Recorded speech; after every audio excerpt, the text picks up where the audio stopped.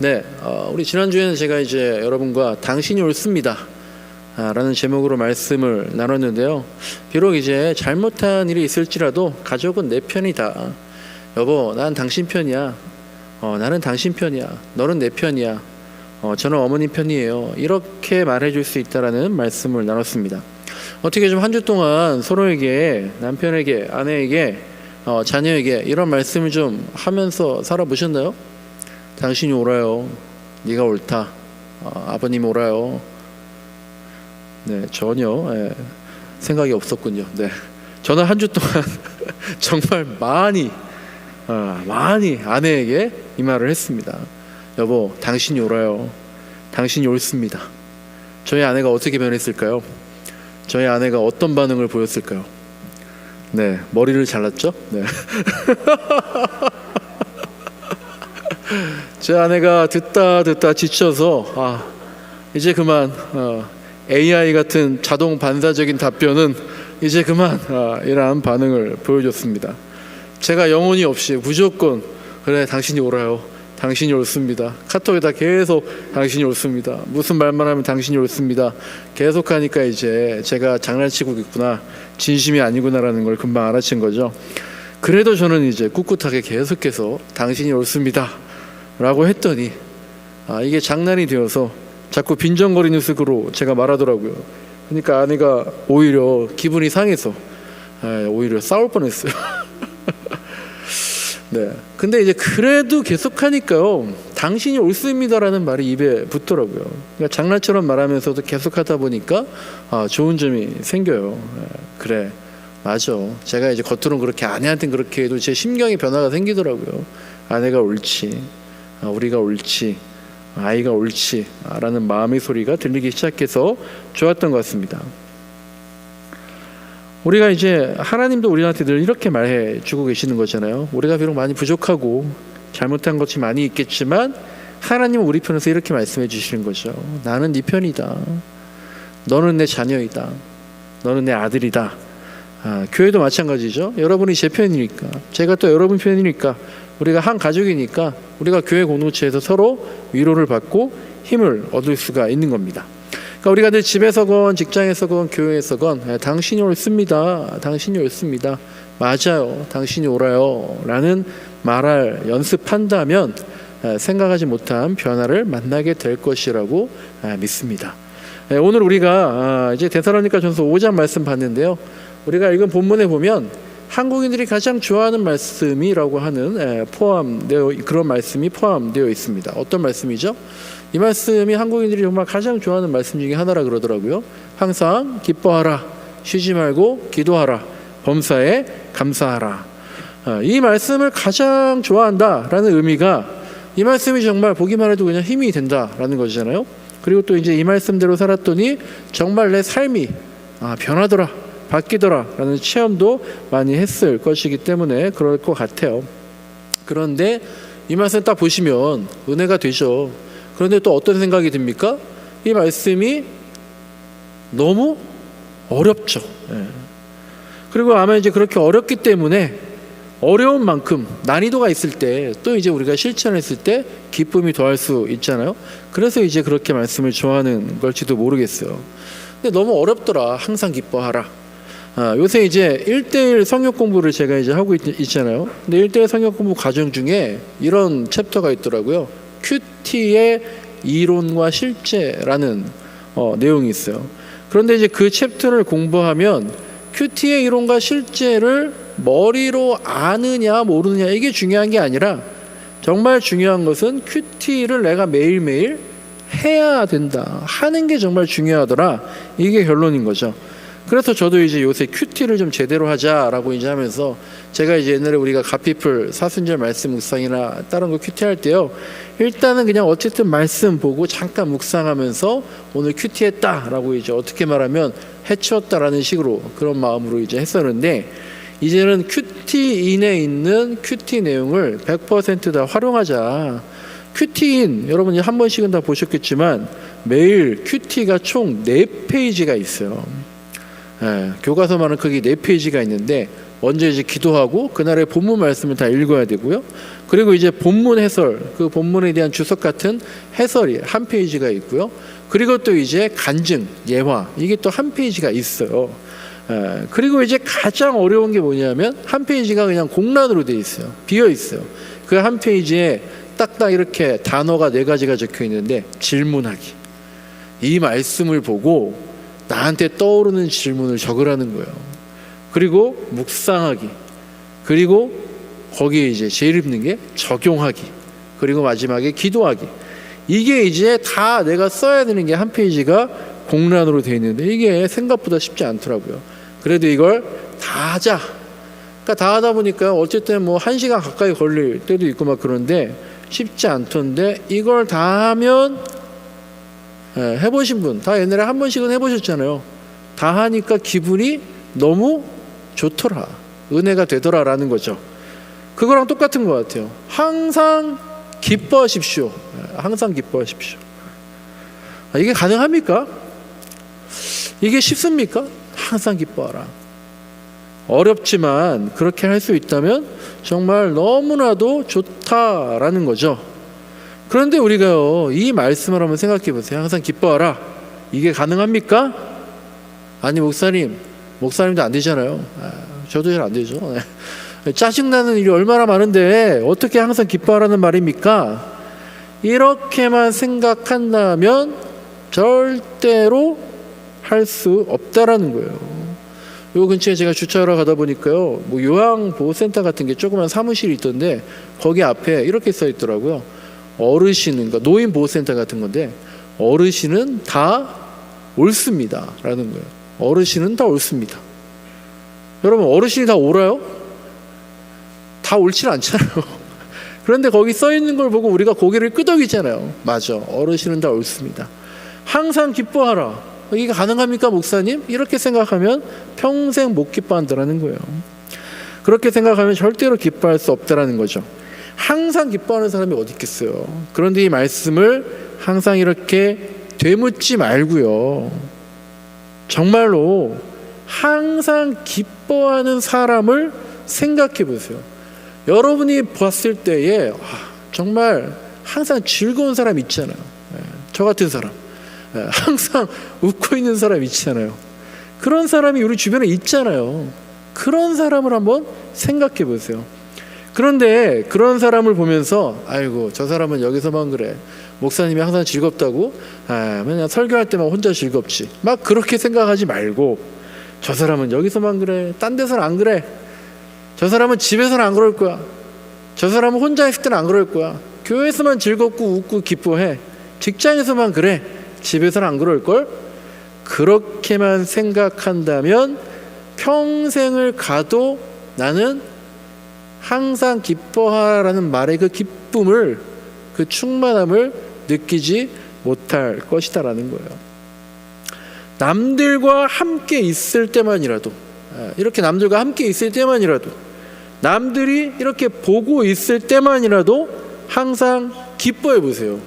그러면 사람들이 나를 항상 기뻐하는 사람이라고 생각을 하게 될 거예요.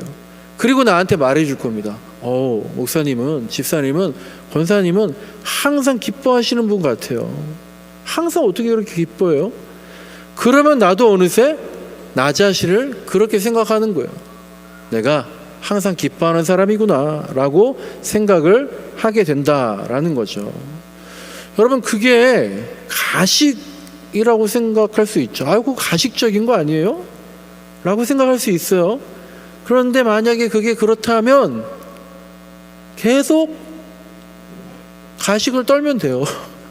계속 가식적으로, 그렇게 의도적으로라도 항상 기뻐하라는 겁니다. 그러면 어느 날 정말 그게 가식이 아니라 내 얼굴에 기쁨이 항상 넘쳐나고 있다라는 것을 고백할 때가 있게 된다라는 거예요.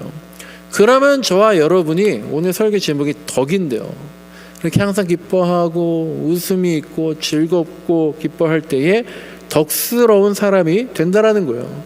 다른 사람들이 나한테 덕스럽다라는 말을 하는 걸 들을 수 있게 된다라는 거죠. 덕스럽지 않았는데, 덕스러운 것도요 100% 덕스러울 수 없잖아요. 덕스럽지 않은데 덕스럽게 연습을 해서 덕스러운 말을 듣는다면 덕스러운 거예요. 그러면 성공한 거예요. 그러면 되는 거잖아요. 여러분, 제가 몇 년 전 드라마에 내 아이디는 강남미인이라는 드라마가 있더라고요. 그거를 이제 얼마 전에 봤는데 이런 대사가 있더라고요. 거기 강남미인이라는 게 이제 성형 수술한 사람을 지칭하는 거래요. 거기에 이런 대사가 나와요. 아니, 예뻐지려고 고쳤는데 예뻐졌으면 된 거 아니야? 라고 하는 대사가 나와요. 잠깐 얘기 드리면, 주인공 여자가 있는데요, 그 얼굴이 좀 이상해가지고 그냥 못생기게 아니라 여러 가지 굉장히 좀 너무 안 좋아서 고등학생 때까지 너무 우울하게 살았는데, 이제 대학에 붙고 나서 정말 새 삶을 살자 해가지고 성형수술을 대대적으로 다 완전히 그냥 다 이렇게 해서 정말로 미인으로 탈바꿈하게 된 거예요. 그래서 이제 대학에 가니까 아무도 모르잖아요. 그러니까 얼굴 때문에 놀리는 사람이 없었는데, 그래서 본인도 위축되지 않고 고등학교 때까지와는 다르게 되게 즐겁게 생활을 하는 거예요. 그런데 이제 드라마에 보면 항상 악역이 등장하잖아요. 근데 이제 그 친구들이 후떡후떡 되다가 어떻게 하다 보니까, 야, 쟤 옛날에 고등학교 사진 봤어? 그러면서 이제 하다 보니까 성형수술한 걸 알게 되고 이제 흘리고 공격을 하고 그래요. 그리고 이 주인공도요, 성형수술을 해서 남들이 보기에도 정말 예쁘게 됐는데, 좋아하는 남자가 생기면 나는 사실 성형수술해서 이렇게 됐는데 옛날 얼굴 보면 너무 놀라실걸요? 그래도 괜찮겠어? 라고 이런 얘기를 스스로 먼저 해야지만 자기 마음에 찔림이 없는 거예요. 그래서 누가 자기 선배가 좋아한다고 고백을 했더니 그 선배한테도 그러는 거예요. 선배님, 저 얼굴 완전히 뜯어 고친 거 아시잖아요. 그래도 괜찮겠어요? 라고 물어보는 거예요. 자기 검열을 하는 거죠. 그랬더니 그 남자 선배가 하는 말이 그거예요. 아니, 야, 예뻐지려고 고쳤는데 예뻐졌으면 된 거 아니야? 라고 하는 장면이 나오더라고요.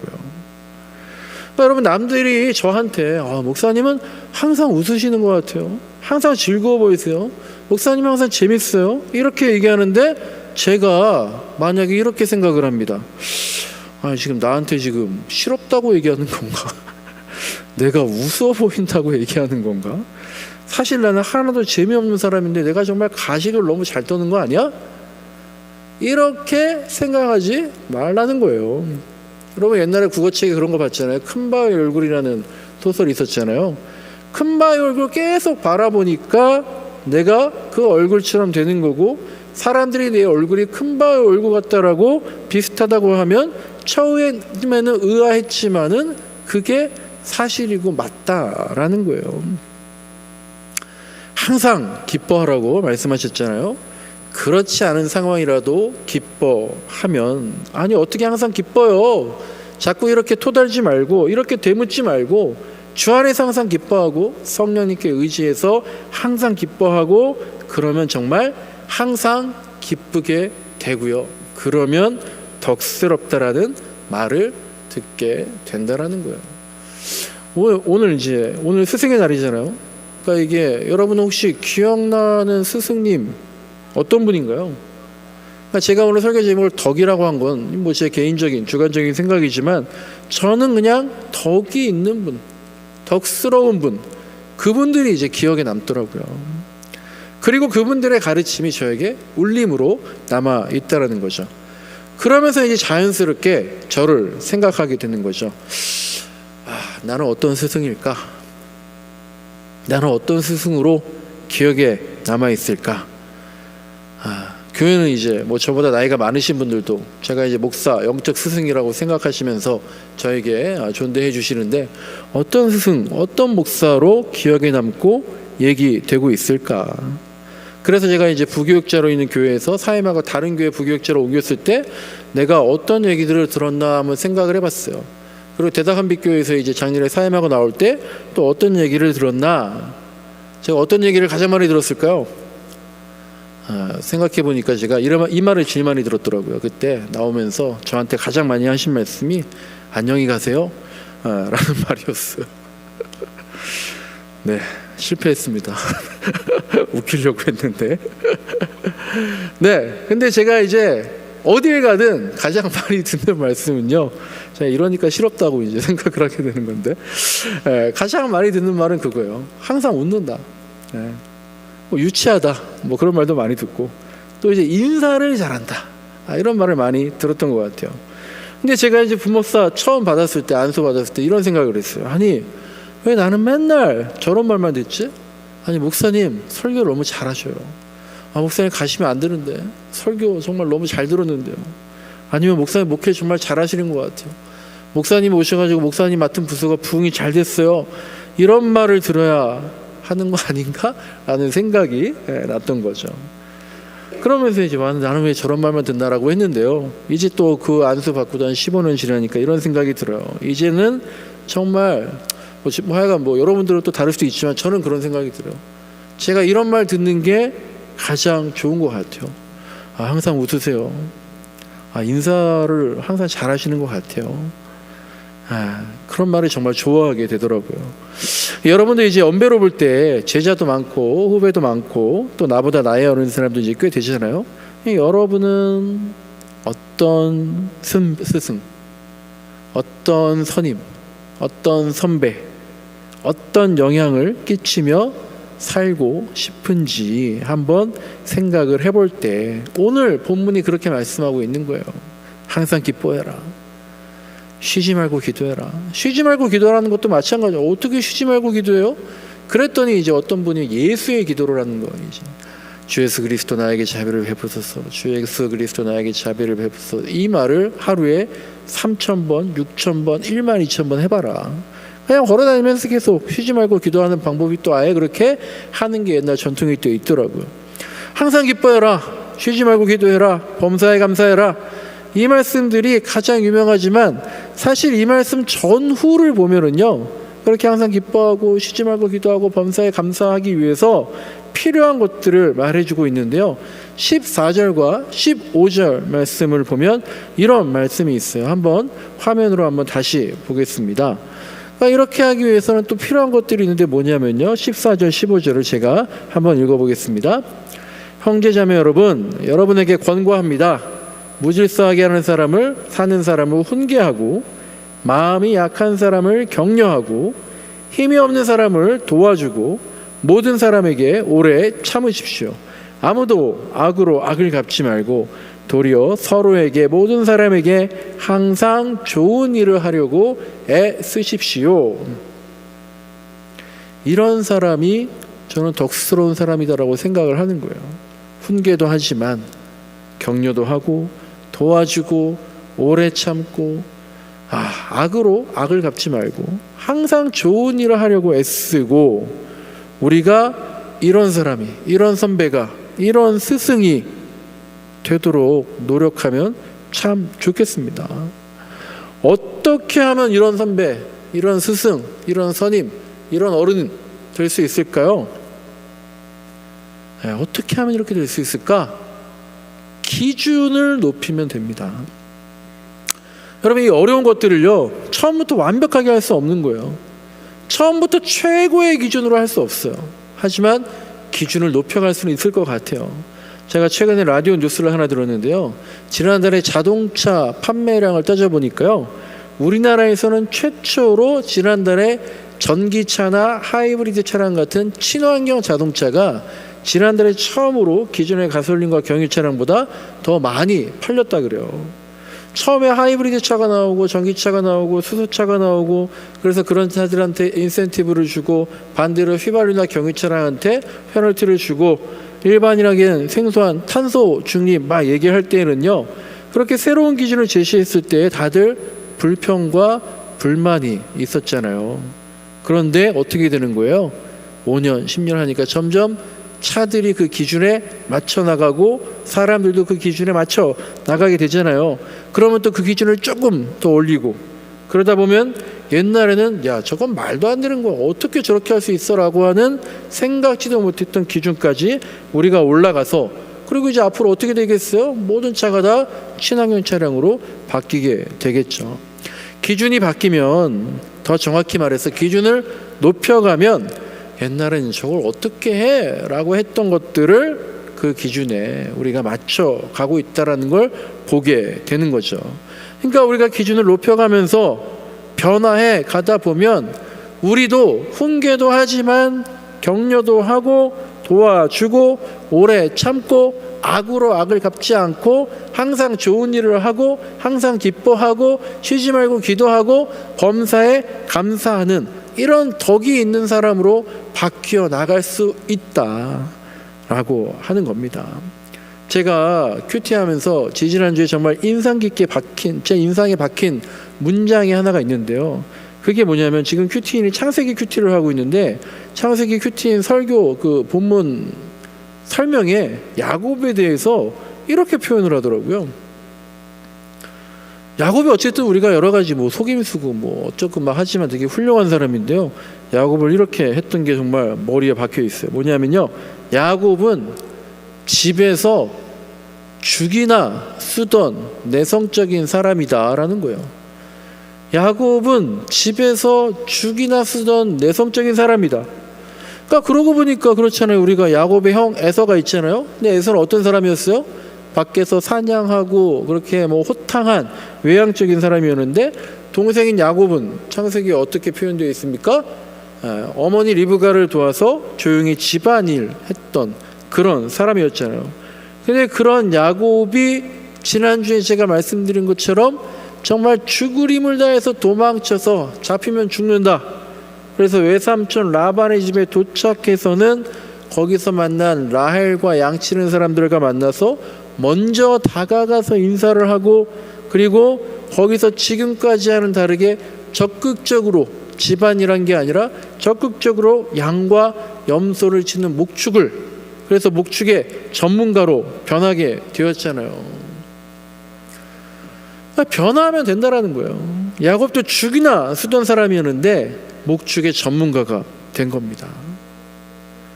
저도 마찬가지고요. 우리도 마찬가지입니다. 여러분도 예전에는 매주일 예배드리지 않았거나, 혹은 주일 예배만 나왔거나, 혹은 드문드문 교회 봉사에 참여하거나, 특별히 전도에 대해서는 거의 다 생각해 보지 않으셨을 겁니다. 근데 이제 작은 교회, 개척교회 나오니까 여러분이 예전보다 예배를 더 많이 드리는 분이 있을 거예요. 매주 교회에 나오게 되는 분이 있을 거예요. 봉사도 매주 예전보다 더 하게 되고요. 부담도 더 많이 느끼게 되고요. 전도에 대해서도 어쨌든 한 번 더 생각을 해보게 됐잖아요. 기준이 높아지는 거예요. 저도 마찬가지예요. 여러분, 제가 좀 이렇게 막 바뀐 것 같지 않습니까? 한 분, 두 분, 세 분. 네. 근데 제가요, 지난주에 목요일 날 총회, 제가 개척교회 훈련 그 컨설팅 참여한다 그랬잖아요.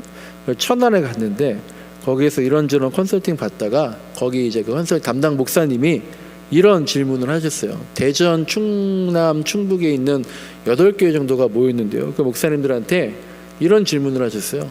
목사님들이 지금 개척교회 하거나 준비하고 있는데 가장 잘하는 거, 혹은 가장 즐거운 게 뭐예요? 라고 물어보셨어요. 그래서 이제 목사님들이 뭐 저는 이겁니다 막 하는데, 그리고 이제 다 말씀을 하시고 제 차례가 되는, 제가 뭐라 그랬게요? 저는 그렇게 얘기했어요. 저 옛날에 안 그랬는데요, 요즘에는 전도가 가장 즐겁습니다 라고 얘기했어요. 그랬더니 그런 분은 나중에 잘 되더라고. 네, 칭찬받았어요. 근데 제가 그냥 한 얘기가 아니라 저도 많이 변한 거예요. 제가 예전에 어느 교회 전도부 있든지 간에 전도부를 제가 맡아서 하고 뭐 전도 훈련도 많이 받았는데, 전도할 때 제가 항상 이런 얘기를 했어요. 여러분, 지금 시대는요, 괜히 나서서 북적북적 이렇게 전도하지 않는 게 전도예요. 전도부에서 제가 그런 말 하면서 전도부를 이끌었거든요. 근데 그게 뭐 틀린 말, 완전히 틀린 말은 아니지만, 근데 지금은 그렇지 않아요. 제가 전도가 정말 즐겁게 하고 있어요. 그러면 이제 혹시 저한테 그럴 수 있겠죠. 아유, 목사님이 이제 개척교회 하니까 좀 많이 바뀌었네요. 아유, 옛날에 안 그러더니. 그러니까 또 이제 그러면서 이럴 수 있겠죠. 아, 목사님 개척교회 하니까 이제 급한가 보시네요. 이렇게 생각할 수 있겠죠. 물론 저한테 그런 말 하는 분도 없고, 예전에 제가 전도하지 않은 게 전도다라고 말한 걸 기억하는 분도 없을 거예요. 그냥 제가 스스로 그냥 자가검열도 하는 거죠. 근데 그래요. 맞아요. 그게 개척교회 하니까 급한 거예요. 바뀌는 거예요. 기준이 바뀌는 거예요. 기준이 올라가는 거예요. 제가 늘 그냥 사무실에 앉아서 성역 공부 준비하고 기획하고 서류 만들고 여기저기 연락하고 행정하고 우리 교인들한테만 연락하고 신방하고 이런 것만 했는데 이제 개척교회잖아요. 작은 교회잖아요. 그러니까 거기에 맞게 변해야 하는 게 당연한 거고 거기에 기준을 맞춰서 좀 더 많은 사람들을 만나고 전도하는 게 맞는 거죠. 그러니까 여러분, 저와 여러분 모두가 다른 것도 여러 가지가 있지만 좀 더 덕스러운 사람으로, 좀 더 스승 같은 사람으로, 좀 더 그리스도인 같은 사람으로 기준을 올려나가는 게요. 그러니까 여러분들이 예전에 큰 교회들이 있었잖아요. 그러니까 큰 교회에서 익명성 안에서 있었으니까 이런 말을 듣는 접촉점이 저기서 목사님이 설교하고 그냥 이렇게 듣기만 하고 하면 됐었지만 이제는 좀 더 밀착돼서 이런 얘기를 듣고 또 그래서 좀 더 그리스도인의 기준을 내가 높여야겠다. 나의 신앙생활의 기준을 좀 더 높여야겠다 라고 하는 게 전혀 이상하지도 않고 오히려 당연하고 좋은 일이다라는 겁니다. 기준이 올라가는 거예요. 말씀을 정리하는데요. 한 번에 되지 않습니다. 제가 좋아하는 단어가 일신, 우일신.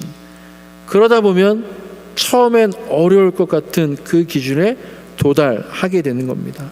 하지만 한 번에 되지 않지만 한 번도 생각하지 않는다면, 한 발자국도 움직이지 않는다면, 그리고 그냥 한 번에 만족한다면 결국 우리에게 성경 말씀은요, 듣기에 너무 괴로운, 그리고 그냥 애써서 무시하는 그냥 두꺼운 그냥 종이뭉치로 남게 될 것 같아요. 다른 여러 가지의 스승의 모습이 또 있습니다. 그러나 저는 오늘 여러분에게 덕스러운 스승의 기준을 제시하는 거예요. 제가 최근에 가장 오래된 새 교회라는 책을 읽었는데요. 그게 신약교회, 원형교회, 가정교회라고도 그러죠. 거기에 보니까 이런 글이 있어서 한번 제가 소개합니다. 제가 한번 쭉 읽어드릴 테니까 한번 들어보세요. 덕을 세우는 것은 교회 공동체를 세우는 것이다. 이것은 공동체 지체들의 믿음과 지혜와 지식이 증가하고 지체들 상호 간의 일치를 이루는 것이다. 이런 세움은 지체들이 자기 은사를 가지고 서로 섬기며 서로의 필요를 채워줄 때 성취된다. 그런데 그런 섬김은 반드시 사랑으로 이루어져야 한다. 사랑이 없는 은사 사용은 열매를 맺지 못한다. 각자는 자기를 기쁘게 하지 말고, 나를 기쁘게 하지 말고 이웃을 기쁘게 하되 선을 이루고 덕을 세워야 한다. 희생이 없는 봉사는 그저 취미 생활일 뿐이다 라는 글이 있어요.